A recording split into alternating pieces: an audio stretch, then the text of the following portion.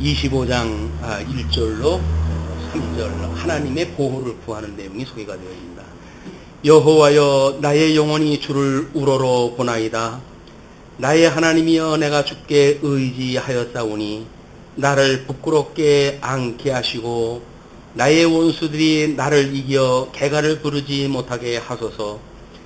주를 바라는 자들은 수치를 당하지 아니하려니와 까닭 없이 속이는 자들은 수치를 당하리이다. 25편의 역사적 배경은 확실하게 나와져 있지는 않습니다. 그러나 대적들의 위협과 자기의 그 죄가 때문에 당한 순환이라고 하는 그런 그 배경을 가지고 하나님께 도우심을 간구하는 그런 그 내용이고, 동시에 자신의 죄를 눈물로 회개하는 간구이기도 합니다. 그래서 기름 부음 받은 자로 백성들을 위한 어떤 중보자적인 자세를 이제 끝에 보여주는 걸로 해서 구성이 되어져 있는데, 25편의 내용은 특별히 알파벳 순서대로 해가지고 22구절로 좀 잡혀져 있다고 이렇게 소개가 되어지는 겁니다. 그래서 이제 시를 암송한다든가 뭐 이런 데 도움을 주기 위해 가지고 그런 순서로 했다고 이제 하니까, 뭐 우리는 히브리어 알파벳 순서가 어떻게 되는지도 모르고 본문의 앞이 어떻게 되는지는 모르니까 그냥 읽어 나오면 됩니다. 원문이 그렇다는 이야기니까. 그 25편 1절로 3절 여호와의 보호를 이제 구하게 되어지는데, 24편의 그 논리를 보게 되면 지금 이 하늘에 계신 하나님께 나가는 길, 이걸 우리 이제 성소의 법궤를 갖다 놓음으로 해가지고 그걸 노래를 갖다 했단 말이에요. 근데 지금 이 땅에서 자기가 당하고 있는 고난의 문제가 있어요. 이 고난의 문제를 하늘에 계신 하나님이 이 뜻을 지금 하감하고 계시고 섭리해 가신다고 믿어지니까 그거에 대한 보호를 구원을 다 하시는 거지요. 그것이 여호와여 나의 영혼이 주를 우러러 보나이다. 그러니까 우리가 우러러 봐야 될 것은 끊임없이 여기에서 이 보좌에 계신 하나님을 우러러 봐야 되는데, 여기서 끊임없이 이 옆에 땅의 것들만 우리가 쳐다보고 살아간다는 이야기는 우리를 인도하시는 하나님, 만사 만물을 섭리하시는 하나님, 또 영광의 왕이신 우리 하나님, 그분을 보는 일이 아니란 말이야. 이 땅에서 한다고 한다면 어떻게든지 인간적인 방법을 통해 가지고 이 문제를 갖다 해결을 하려고 하니까 인본주의라고 우리가 이야기를 하는 것이고, 하나님 앞에 맡기고 하나님의 뜻이 이루어지게 다 구하는 그런 그 이야기야말로 하나님을 중심으로 보는 세계관이다. 하나님을 우리가 보면 그럼 우리는 여기 가만히 있어도 되냐? 우리 뭐 로봇이냐? 라고 말하는 사람들은 하나님이 영광의 왕인 줄 모르시는 거예요. 하나님의 섭리함으로 해서 이게 이루어진다고 하는 걸 모르니까 하나님을 배제해놓고 자기 차원에서 보게 되면 그럼 난 아무것도 안 해도 되느냐? 라고 이야기하는 것은 여전히 영광의 왕이신 하나님하고 자기는 아무 상관이 없다는 사람들이 이야기를 한 말이에요. 하나님이 나를 이 기억과 생각과 감정을 조정을 하시고 나의 뜻과 손을 갖다가 깨끗게 해서 하나님을 섬기게 하시는 분인데, 그분이 어떻게 그렇게 나로 하여금 하나님을 섬기게 하는데 그걸 안 할 수가 있겠어요. 우리는 이걸 마치 어떤 인간적 차원에서 보는 일은 매우 어리석은 그런 그 이야기다. 그래서 이 하나님의 절대 이 주관에 대한 문제와 그 다음에 인간의 이 주체에 대한 문제, 이거는 끊임없이 우리가 어떤 이론론화 되어지지 않으면 내재적 우리 초월이라고 하는 이런 세계관이 구축되지 않으면 끊임없이 우리는 이 상대적인 거에서 우리가 그냥 아웅다웅 하다가 갈 수밖에 없고, 그리고 우리 주관자 되시는 영광의 왕 하나님을 우리가 만나 뵙게 되어진다고 한다면 그 하나님 앞에 충성하는 뜨거운 인생을 살 수밖에 없다. 이것이 하나님이 해가신 일이다. 그게 믿어지면, 그 이야기 믿어지면, 그게 믿어지게 되면 무엇을 먹을까 마실까 염려하지 말라는 거예요. 그럼 뭐 먹을까 마실까 염려하지 말라니까 그럼 가만히 있어도 되겠네. 이쪽으로 자꾸 가지고 가게 되면 안 되는 일이란 말이에요. 근데 우리는 습관처럼 그걸 가져가잖아요. 우리 하나님이 많은 사람을 다 먹고 마시게 하시는 분이기 때문에 그분을 믿게 되어지게 되면 무엇을 막을까 마실까 염려하지 마라. 그러면 우리한테 주어지는 여건에 관한 최선을 다하겠죠. 그러면서 그것이 우리에게 먹고 살게 되어지는 일이지, 내가 그걸 해서 그렇게 되어지는 게 아니다. 하나님이 모든 환경을 주시는데 무슨 수로 되어집니까? 안 돼요. 아니 허다못해 세상 시스템도 그런데 어떤 그 민주주의 뭐 영국의 어떤 그 학자가 그거에 대한 이야기를 했더라고요. 과거 그 믿음에 대한 이 자본주의에 대한 이런 허구성이 어디에 있는지 뭐 그것에 대한 지적을 갖다 했던 자와 뭐 영국 뭐 여왕하고 뭐 이야기했던 내용을 이야기를 하면서 문제가 될 게 없다. 우리는 누구든지 잘 살다고 하는 나라를 만들어 가려고 하는 거지. 누가 못 사는 나라를 만들려고 하는 게 아니다. 뭐 이렇게 이야기를 하면서 자본주의의 이제 그 뭐 우수성을 이야기했다고 그러네요. 근데 그 뒤로 뭐 20몇 년이 지나갔대나 그게 데이터에 의할 것 같으면 잘 사는 사람들의 프로수는 점점 줄어들고 못 사는 사람들은 점점 많아지고 이렇게 되어져 간다는 거예요. 그럼 자본주의가 이미 문제가 있다고 봤던 사람의 어떤 직관력은 꿰뚫어 본 거예요. 그러니까 인간의 본성이 인간한테 맡겨놔서는 안 된다고 하는 걸 아는 사람이 그 이야기를 한 거거든요. 그런데 인간들이 아니다. 더불어 우리가 잘 사는 나라를 만들어가기 위해서 늘 하는 거니까 자본주의라고 하는 거는 더불어 잘 사는 이런 세상을 살 수 있는 유일한 방법이다. 이렇게 주장을 했다는 거죠. 근데 이미 뭐 월가라든지 이런 데서 뭐 이제 일어나고 뭐 이런 것들을 보게 되면 시작됐습니다.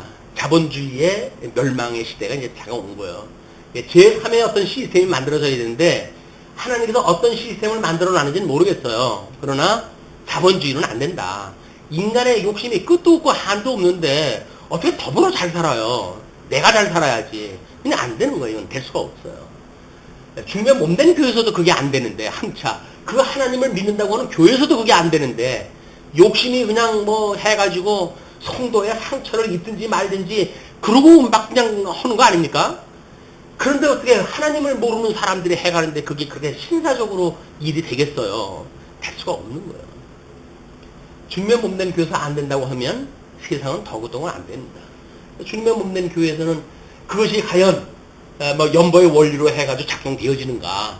없는 자나 있는 자가 공이 하나님을 섬기는 거나 하나님의 나라를 우리가 누리고 살 수가 있는가? 라고 하는 문제는 끊임없이 우리가 점검을 갖다 해야 될 우리들의 문제란 말이에요. 우리가 발 잡고 살고 있으니까. 지금 그 다윗은 뭐 전쟁을 나가지 않는 사람도 아니고 골리앗을 향해 가지고 물맷돌을 가지고 전쟁에 임했던 사람 아닙니까? 무모하리만큼 무모했던 사람 아닙니까? 근데 하나님 앞에 뭐 이렇게 강구한다고 해가지고 두 손 놓고 강구하는 게 아니죠. 최선을 다하는 가운데 지금 강구를 다 하고 있다고 하는 이런 이론론적인 세계관을 우리 다시 한번 살펴볼 이유가 있다. 그런데 4절로부터 7절을 보시게 되면 하나님의 인도를 구합니다. 보호를 구하고 이제 인도를 구해요. 인도라고 하는 것은 그 길이지요. 자, 여호와여 주의 도를 내게 보이시고 주의 길을 내게 가르치소서. 여기서 이야기하는 그 길과 도라고 하는 건 뭐예요? 하나님의 뜻을 이야기하는 거예요. 어떤 술수를 두어가지고 뭘 이기려고 하는 것이 아니라 하나님의 도가 뭡니까? 그 이야기야. 하나님의 도가 뭡니까?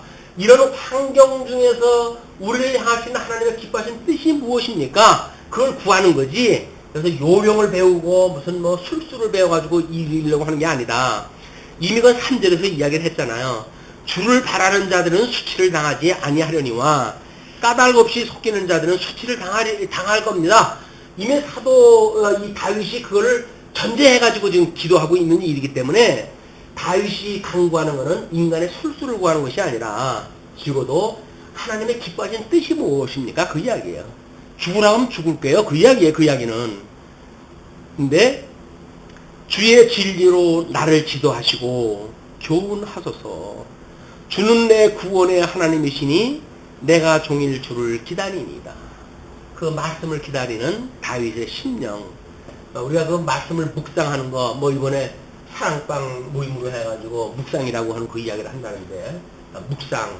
묵상이라는 건 끊임없이 말씀 상고하는 거예요. 그냥 말씀 상고하는 거. 말씀 상고하는 거, 묵상이란 무엇인가, 뭐, 예를 들어가지고, 1, 2, 3, 4, 이런 식으로 이야기를 하면 뭡니까? 묵상이라고는 술수 배우겠다는 이야기거든요. 그걸로 안 돼요. 하나님이 어떠한 분인가를 깨달아 알도록 되어져 있는 시스템이기 때문에, 끊임없이 우리가 국예배에 꾸준하게 참석을 하고, 그리고 하나님 앞에 신앙생활을 말씀 중심으로 살려고 우리가 노력을 하고, 그 말씀을 상고하고 일용할 양식을 하나님을 끊임없이 구하고 이렇게 살아가는 보편적인 우리 신앙생활을 구해줄 수 있는 일이지. 묵상이라고 하는 책 한 권 읽었다고 해가지고 띄어지는 일이 아니잖아.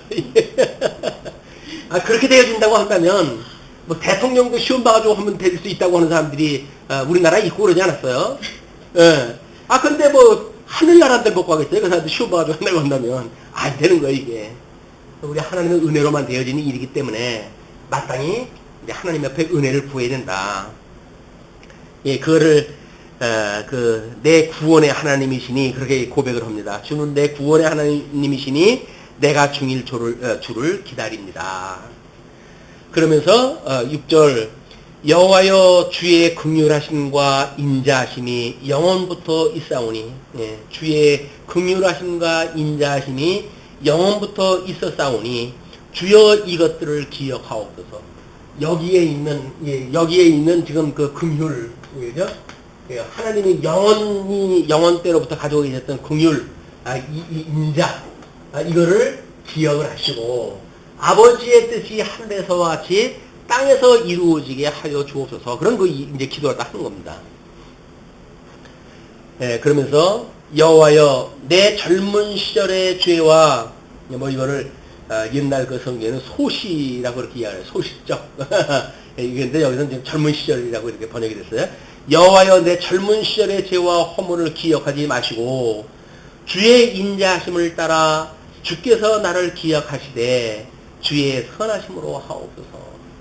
이 소시적에 참 내가 어리석어가지고 죄 지은 것들이 있고 그런데 하나님 그거 내가 생각해도 얼굴이 뜨겁습니다. 그걸 다시 기억하지 말아 주시죠. 이미 하나님께서 다 용서해 주신 걸로 아니 그 죄를 용서하시고 그리고 하나님께서 그 인자심을 따라 가지고 그 주의 선하심으로 나의 이런 그 어려움을 도와주시고 길을 보여주십시오. 그런 그 이야기입니다. 하나님에게 우리들이 그 죄와 허물로 있다는 이야기는 더러움에 버려두어졌기 때문에 하나님의 뜻이 무엇인지 분별할 수 없도록 이렇게 되었사오나 이거를 기억하지 마시고 우리 하나님께서 새롭게 나를 구원을 갖다 해주셨으니 그 구원에 하나님은 나의 구원해 주십니다. 구원해 주께서 나의 이런 긍휼과 인자하심 이것으로 나를 인도해 주십시오. 자, 그러면서 이제 8절로 14절 하나님께서 인도하시는 원리를 이렇게 찬양을 합니다. 어떻게 보게 되면 말씀의 묵상일 수가 있어요. 이것이 이제 그것이 8절 여호와는 선하시고 정직하시니 그러므로 그의 도로 죄인들을 교훈하시리로다. 예, 결국은 하나님께서는 이제 하나님의 그런 그 도를 가지고 그 길이라고 했어요. 길. 하나님께로부터 내려오는 만나, 양식, 그 다음에 우리가 길, 이걸 도라고 이렇게 이야기를 했으니까, 그런 걸로 해가지고 지금, 우리들의 그 죄인들을 교훈하십니다. 왜? 하나님은 선하시고 정직하시니까. 그래서 예수 그리스도 안에서 창세로부터 구원하기로 예정하신 자들을 위해서는 영원한 천국에 이미 이루어졌고, 영원한 천국의 빛과 어둠을 나눠놓으신 그분께서 땅에서 이런 선일을 갖다 해 가실진데 여기에 택함을 받은 백성들을 구원하다 해주십시오 라고 하는 그런 그 이야기죠.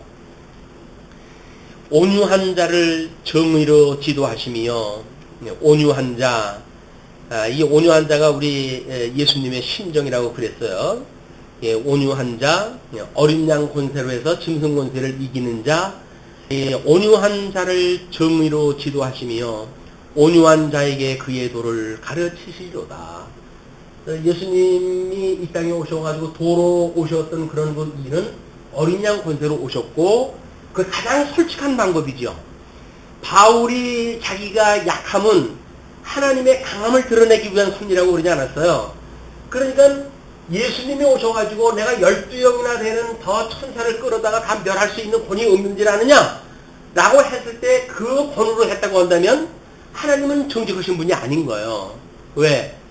우리 예수님은 어린 양으로 오셔가지고 사망 것을 이기게끔 되어져 있는 거지, 하나님의 권세를 가지고, 자신의 권세를 가지고 이렇게 되어져 있는 것이 아니니까, 예수님은 끝내 나의 뜻대로 마옵시고 아버지의 뜻대로 하옵소서 라고 고백을 한단 말이야. 그러니까 아버지의 뜻이 이루어졌다고 고백하는 것이 뭐예요?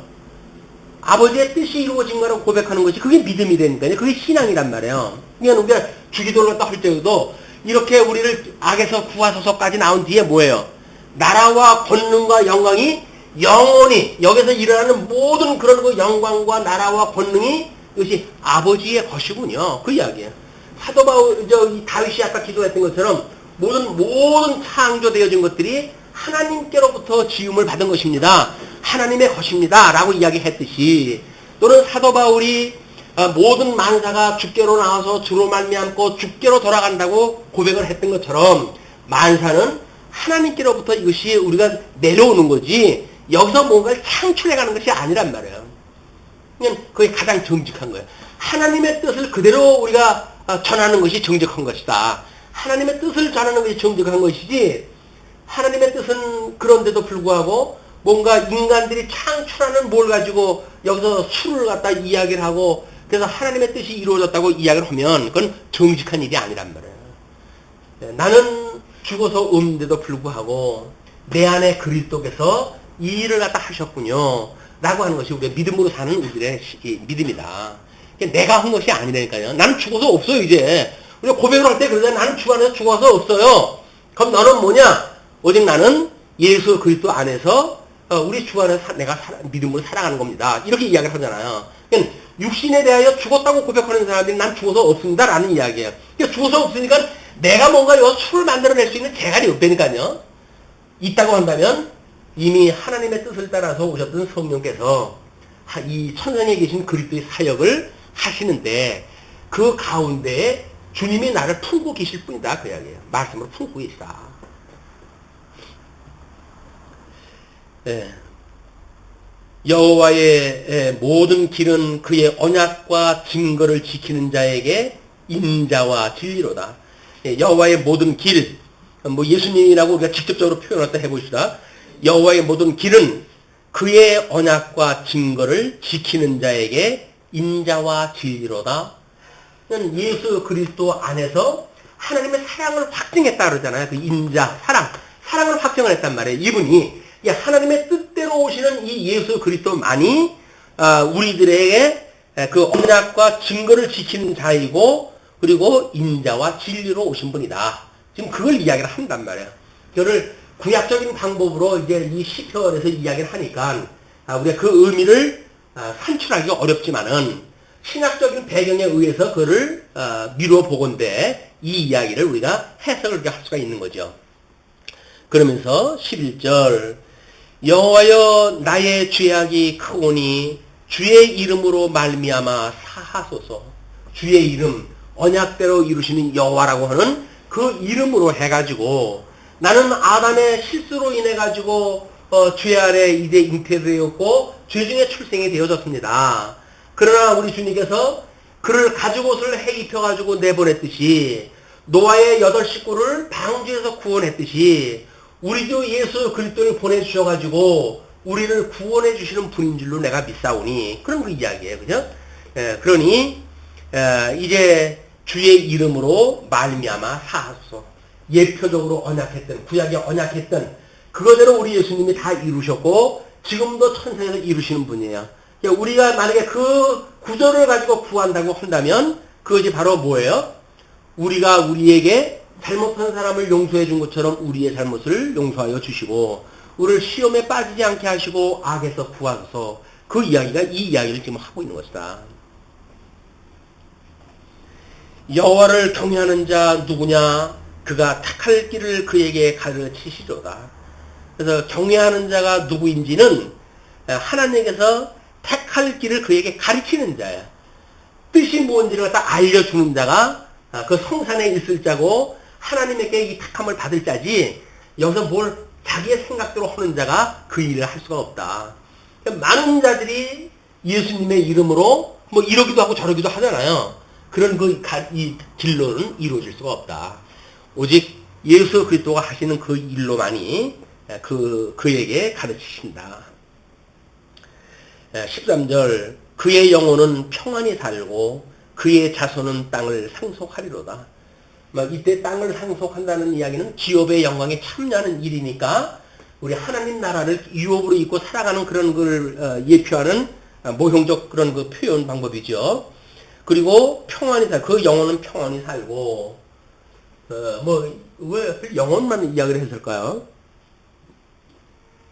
이 땅에서 살아가는 모든 그런 그 일들에 대하여 궁극적인 것을 하나님을 경외하는 믿음으로 사는 사람들의 심령의 평강을 이야기를 합니다. 우리 예수님을 믿는다는 이야기는 은혜와 평강이에요. 은혜와 평강. 끊임없이 우리가 이 은혜와 평강을 구해야 되는데, 이 평강에 대한 의미를 지역적으로 사람의 어떤 심리적 평안 상태까지만 본다고 한다면, 그것도 온전한 설명이 아니죠. 평강이라고 하는 것은 하나님과 원수되어졌다는 관계가 회복이 되어졌기 때문에 하나님의 뜻인 줄 알고 받아들이기 때문에 이 마음이 평안해지는 거 아니에요. 이거는 하나님과 이미 한 몸이 되어진 거예요. 주 안에서 우리가 평강을 누린다는 이야기는 그냥 믿음이 있으면 내가 그것을 이게 심령의 평강을 누리는 이런 성도의 개인적인 문제가 아니라 회복되어졌기 때문에 하나님의 뜻인 걸로 받아들일 수 있는 믿음을 가진 자가 가지고 있는 심령의 평강 상태거든요. 우리가 이 심령의 평강을 누리는 이 일이야말로 끊임없이 하나님의 선한 뜻이 무엇인가를 분별했을 때 영적 예배를 통해 가지고 얻어지는 결과입니다. 이게 평강이. 물론 은혜는 하나님께로부터 우리한테 내려주시는 그런 선물이죠. 하나님의 은혜가 아니면 그게 안 되니까 은혜로 그것을 우리가 깨닫게 되어지게 되면 심리적으로 우리들한테는 평강의 상태가 온다. 이것이 크게 사랑이라고 한다고 보였을 때는 위로는 하나님을 사랑하고 이웃을 내모같이 사랑하라고 하는 그런 원리와 맥을 같이 하는 그런 사이클입니다. 이게. 14절, 여호와의 친밀하심이 그를 경외하는 자들에게 있으며 그의 언약을 그들에게 보이시리로다. 친밀하심 이렇게 하게 되면 연상되어지는 단어가 뭐가 있나요? 예수님 안에서 예수님이 우리들을 표현해가지고 이야기했던 표현 중에 뭐가 있을까요? 친밀하심. 여호와의 친밀하심이 그를 경외하는 자들에게 있으며. 그래서 하나님을 경외하는 자들에게 친구라고 이렇게 이야기해요. 친구. 구약성경에서는 아브라함을 하나님께 친구라고 칭해 주셨죠. 하나님의 뜻이 무엇인지를 아는 자. 물론 이제 창세기에 아벨로부터 역대기의 스가랴에 이르기까지의 모든 선지자를 예수님께서는 구약의 선지자로 통칭하다 했는데 그 선지자들에게 하나님의 뜻이 무엇인지를 알게 해주셨어요. 그걸 소개하는 자들 아니겠어요? 네, 돌로 맞아 죽고 온통 톱으로 이렇게 죽고 이렇게 되어졌지만 하나님 앞에 친구로 여겨져서 친한 친구라고 한다면 자기 비밀을 갖다 알 수 있는 사람이어야지 철갑을 두른 듯 꽁꽁 묶어내고 친구 이게 될 수가 없는 거죠. 친구라는 건 허물을 알아야 돼. 허물. 그래서 서로 약점이 있어야 큰 소리 못 치거든요. 친구는 약점이 없고 한 사람은 온전하고 한 사람은 처지고 그럼 친구가 안 돼요. 그건 종속관계지. 주종관계가 되지 친구관계가 안 돼요. 친구관계는 마땅히 서로 약점이 있어야 돼요. 근데 예수님이 이 땅에 중보자로 오셔가지고 우리들의 죄를 대신 쓰셨어요. 그래서 우리가 허물을 뒤집어 쓰셨잖아요. 그래서 우리 친구가 되신 분이라니까 주님은 그게 친구예요. 친구. 그래서 우리들의 죄를 서로 인정하는 자가 친구지. 나는 세상에 살아가면서 죄 한번 접은 적이 없어요. 이렇게 고고한 삶을 사는 사람들은 친구가 없습니다. 근데 우리는 예수님 안에서 친구라고 하는 그 이야기는 너나 할 것 없이 우리가 다 죄인이었었지요. 그러나 우리 주 예수 그리스도로 말미암아 우리가 의롭다 함을 입고 살아가고 있음에도 불구하고 지금도 여전히 우리가 이 죄를 짓고 있어요. 라고 하는 고백을 하는 자들이 친구가 되어지는 거예요. 우리 성도들의 교제는 친구의 교제입니다. 그래, 친구의 교제. 예, 어떻게 보게 되면, 1만 달란트 탕감받은 자가 100달러를 빚진 자를 용서하는 문제들 아니겠어요? 사도신경에서도 우리가 공교회와 죄를 사하는 것과 성도의 교제와 뭐 이런 것들을 이해하는 것도 이 사대와 전부 이 유관하기 때문에 자기의 허물이 없다고 하는 사람은 친구가 될 수가 없어요. 우리는 다 주님 앞에서 해제가 돼요. 무장 해제가 돼요. 나는 주님 앞에서 죄인이에요. 라고 고백을 했을 때 아유 형제요. 뭐 형제뿐이 그랬습니까? 저도 마찬가지입니다. 그러나 우리 주님께서 우리를 의롭다고 칭해 주시지 않았나요? 그러니 우리가 은혜로 살아가는 일이죠. 라고 해서 평강을 누리는 일이야말로 친구 간의 우애를 갖다가 우애, 친구의 우정을 우애를 더하는 것이다. 뭐의 우애를 더한다고 그랬죠?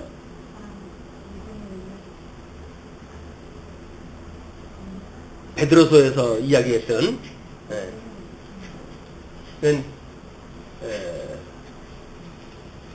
그 하나님 앞에 사랑을 받은 자들은 이 친구들의 이 우애를 통해 가지고 상통하는 이런 사랑을 나눌 수 있는 사랑을 가진 자가 되어진다.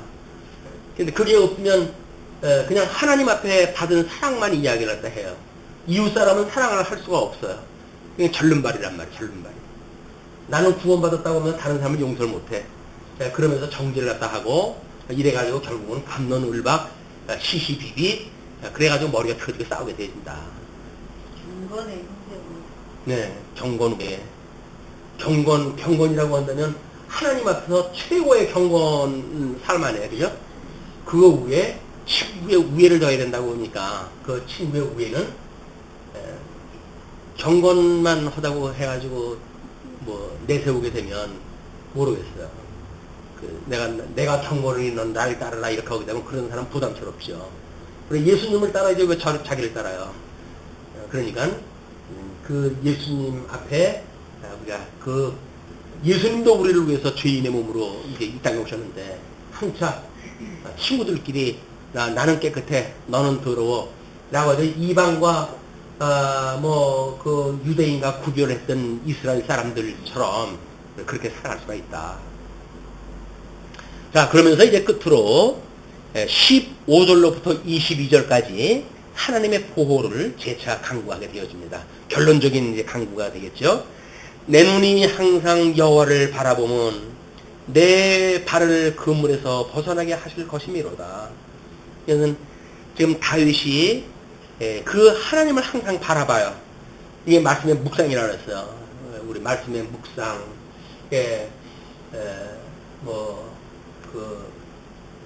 나의 마음이 주를 묵상한다고 했을 때 그런 그 일이야말로 여호와를 바라보는 일인데 그 바라보는 이 까닭은 내 발을 그물에서 벗어나게 하실 것이미로다. 이건 하나님께서 인도하시는 길을 우리가 바라보고 이 길을 가니까 우리들한테는 그물에 빠지진 않겠죠. 좌우로 치우쳐가도 빠지지 않을 거예요. 미혹자들에 우리가 빠지지 않단 말이에요. 시험에 빠지지 않게 하시고 우리 악에서 구하소서라고 했을 때 시험에 빠지지 않는 방법은 하나님의 이 고든 길로 가는 수밖에 없어요. 하나님의 뜻을 찾아서 가는 길이다. 그러니 주여 나는 외롭고 괴로우니 내게 돌이키사 나에게 은혜를 베푸소서. 죽음을 마주하고 있고 모든 자들이 자기를 버릴 때 대적자들에 에워싸고 있을 때 자기를 사랑하는 자들이 자기를 목숨을 부지하기 위해서 버리고 떠날 때 얼마나 외로움을 느끼겠어요. 그때 내가 외롭고 괴로우니 내게 돌이키사 나에게 은혜를 베푸소서. 주님이 나를 향해서 자의 눈으로 나를 갖다 보신다고 한다면 이런 그 외로움은 결코 내가 이길 수가 있을 것입니다. 그런 그 이야기겠죠. 내 마음에 근심이 많사오니 나를 고난에서 끌어내소서. 이 마음에 근심이 많다는 이야기는 뭐예요? 지금 시험을 당하고 있는 거예요. 그러니까 시험에 빠지지 않게 하시옵소서라고 하는 기도가 끊임없이 우리한테 있어야 되거든요. 근데 그 기도가 없다는 이야기는 뭐예요? 시험에 당한 줄 모르고 있는 거예요, 내가. 그러니까 지금 시험을 당하고 있는지 모르기 때문에 끊임없이 우리가 영적 예배를 통해 가지고 이 고든 길을 가는 것이 아니라 미혹의 길 또는 어떤 그런 그 세계 속의 길 이런 쪽으로 우리 마음이 치우치게 되어질 수가 있다. 나의 공고와 환란을 보시고 지금 이런 그 어려운 입장을 보시고 내 모든 죄를 사하옵소. 이만큼 내가 어려움을 당했으면 이제 주에서 마음을 돌이킬 때가 되지 않았습니까? 저는 너무 힘듭니다.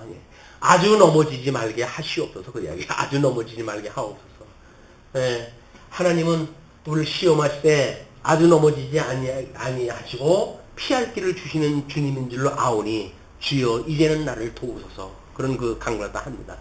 우리가 믿음이 있다고 해서 고민이 없거나 그렇지는 않죠. 우리가 믿음이 있기 때문에 이 고민거리가 없다고 한다면 우리는 훈련이 안 돼요. 훈련이라고 하는 건 끊임없이 적당한 스트레스가 있어야 되거든요. 우리 육체의 몸도 마찬가지예요. 스트레스가 없다고 그런다면 건강상 나빠요. 근데 적당한 스트레스가 우리들한테 건강한 어떤 도전과 뭔가 이런 그 어떤 생명력을 주기 때문에 우리한테 그게 있어야 되는 거야. 우리는 끊임없이 환난을 당하고 시험을 당해야 돼요. 그 시험을 당했을 때마다 나를 도우시는 분이 하늘에 계시지, 하늘 보좌에 계시지. 그분을 바라보고 이걸 간구하고 내 뜻대로 안 된다고 하는 걸 우리가 직시하고 그래서 나의 부족함을 인정을 하고 그리고 하나님의 은혜를 우리가 돌려드리고 이것이 내 어떤 능력으로 된지를 알았더니 또 돌려보건대 이것은 주님의 은혜였습니다. 라고 해서 하나님의 은혜로 돌려드려야 이 은혜의 선물로 받은 것이 인정이 되어지지. 아니라고 한다면 은혜의 선물이 아니라 뭐라? 내가 만들어낸 거란 말이에요. 내가 만들어낸 거. 내 원수를 보소서. 그들의 수가 많고 나를 심히 미워하나이다. 나를 미워한대요. 수가 많고 대적은 점점 많고 나를 심히 미워합니다. 대적이 점점 많아지고 강해지고 이렇게 했을 때 끝내 하나님 앞에 구원을 빕니다. 내 영혼을 지켜 나를 구원하소서. 내가 주께 피하오니 수치를 당하지 않게 하소서. 이거는 우리 24장 그 말미에 그렇게 이야기했던 내용이나 같은 내용이죠. 정말 수치를 당치 않다는 이야기는 뭐예요? 여기서 예수 그리스도가 수치를 당치 않았다는 이야기는 십자가에 죽지 않았다는 이야기인가요? 예수님이 십자가에서 수치를 입는데 다 당하잖아요. 그리고 고개를 갸우뚱거리고 그리고 예수님을 하나님의 아들이면 내려오라 해야 시험을 했다 하고 조롱하고 하는 일들이 벌어지잖아요. 근데 그걸 예수님은 당했느냐? 그들이 조롱을 한 건 맞아요. 그 예수님이 당했나요? 예수님이 십자가에 못 박아 죽으시잖아요. 그거를 죽으시잖아요. 끝내 죽으시잖아요. 거절하는 거예요. 우리 짐승 권세, 우리 로마서에 보게 되면 세상 권세 가진 자들에게 순복을 했다고 그러잖아요. 그럼 이 세상 권세 가진 자에게 순복하라는 이야기는 뭐예요? 믿음의 우리의 그 어떤 양심을 버리라는 이야기가 아니에요. 우리 욕심을 위해 가지고 무슨 신앙을 핑계대 가지고 이걸 거부하는 일을 하지 말라는 이야기거든요. 그러니까 진정 주의 일을 갖다 하려고 한다면 여기 순복을 갖다 하든지 그 다음에 주의 일을 순복해야 되는 또 명제와 명제의 어떤 충돌이 왔다. 그렇게 되어지면 어떻게 될까요? 그게야말로 우리 시험을 당하는 일이 이쪽으로 가게 되면 시험을 당하는 일인 거예요. 그러면 너 예수님 믿으면 죽을 거야. 믿을 거야 안 믿을 거야? 라고 했을 때 뭐라고 이야기를 할 거예요? 육체를 죽일 수 있는 너의 말을 듣는 것이 옳은지 우리의 영혼까지 죽일 수 있는 하나님의 말씀을 듣는 것이 옳은지 네가 판단하라. 이 정도는 해야 베드로가 했던 이야기를 우리가 이해하는 거 아니겠어요? 그렇게 했을 때 우리는 하나님의 궁극적인 건 하나님 걸 우리가 인정하는 일이다. 시험을 당한다는 이야기는 예수님이 여기서 내 뜻대로 하지 마옵시고 아버지의 뜻대로 하옵소서라고 기도하지 않고 12명이나 더 되는 천사를 끌어다가 와가지고 뭘 했다 라고 하면 시험이 든 거예요. 예수님은 그걸 다 당하십니다. 그러나 사흘 만에 부활하심으로 해가지고 그저 얼마나 허탄한 일인지를 갖다 그대로 고발하다 하잖아요. 그냥 시험을 당한 게 아닌 거예요. 시험을 당한 것이 아니다. 예수님의 최종적 궁극적 승리에 대한 이야기입니다. 내가 주를 바라오니 성실과 정직으로 나를 보호하소서. 내가 주를 바라오니 성실과 정직으로 언약대로 이루신 여호와 하나님, 하나님은 신실하신 분이잖아요. 예, 하나님은 만사를 언약대로 이루시는 분 아닙니까? 그러니 언약대로 나를 보호하십시오 라고 하는 기도였다 합니다. 하나님이여 이스라엘을 그 모든 환난에서 속량하소서. 그래서 22절에 오게 되면 대속주 되어지는 예수 그리스도, 중보자 되어지는 예수 그리스도를 예표하는 것처럼 내가 하나님 앞에 이스라엘의 왕으로서 기름 부음 받은 자입니다. 주께서 나를 지키지 않으신다고 한다면 어찌 이스라엘이 창건될 수가 있겠습니까? 하나님의 언약을 이루시려고 한다면 저를 이 환난에서 구하시고, 그래서 하나님의 이 창건되어진 이스라엘 역사, 하나님의 역사대로 하나님의 나라를 이루소서라고 하는 기도가 되겠죠.